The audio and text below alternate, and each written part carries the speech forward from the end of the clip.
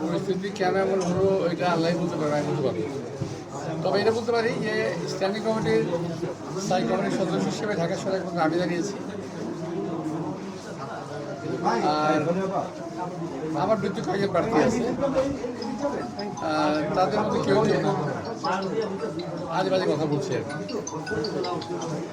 এই কারণে ইম্পর্টেন্স বেড়ে গেছে। এই আজে বাজে কথার কারণে কি এই পুরো ৮ আসন নিয়ে সমালোচনা আলোচনা? না না না, সেই জন্য না।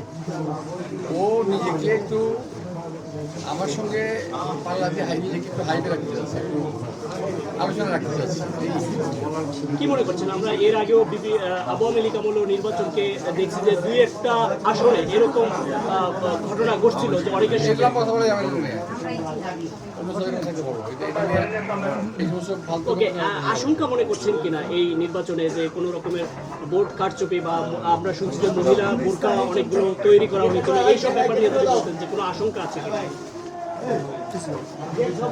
মহিলা বোরকা বানিয়ে কি লাভ? আমি আমার মাথা ঢুকছে না। পুরুষের বড় বোরকা পড়ে যাবে, তো ওইটা আমার পরিবারটা ধরে চলবে। আর কেউ ধরা পড়ে তার অবস্থা কি হবে আল্লাহ বলতে পারবে।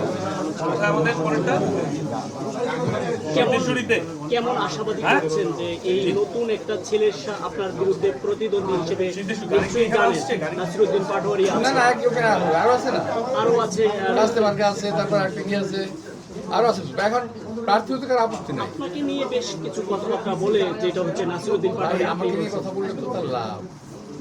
আমাকে নিয়ে কথা বললে আলোচনা আসতে পারে, আদালত তারা আসতে পারে না।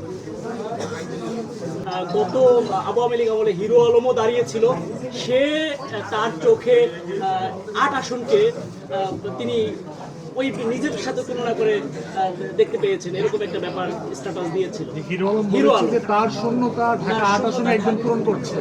নাসিরউদ্দিন পাটোয়ারি হিরো আলমের শূন্যতা পূরণ করছে ঢাকা ৮ আসনে। তোমরা এটা জানার পরে আমাকে প্রশ্ন কেন করতেছো? না, এই বিষয়ে আপনার আমার কোনো মন্তব্য নেই। আমি এই বিষয়ে আমার কোনো মন্তব্য নেই। ওরা করুক, এটা করুক, আমার দেখার বিষয় নেই। আপনি যদি একটু সংক্ষেপে বলেন যে আপনার নির্বাচন এই সামনে বাকি 3 দিন নির্বাচন হওয়া পর্যন্ত কিভাবে দেখছেন, কোনো সংখ্যা করছেন কিনা, এই ব্যাপারটা একটু। আমি দেখছি তোমরা জানতে চাও, apart from all question, apart from all reply, আমি বলতে যাচ্ছি যে হ্যাঁ, নির্বাচনে একটা ভীষণভাবে আমি সংখ্যা করছি যে ইলেকশন ইঞ্জিনিয়ারিং করার একটা পরিকল্পনা ওদের আছে। এখানে একটা মহল আমি কিন্তু বলছি, আমি বলছি একটা মহল বিএনপিকে জিততে দিবে না, তারা অন্য একটা পার্টিকে ক্ষমতা আনার জন্য চেষ্টা করতেছে, একটা দেশে একটা বিশৃঙ্খলা সৃষ্টি করার জন্য। এরকম একটি চক্রান্ত হচ্ছে।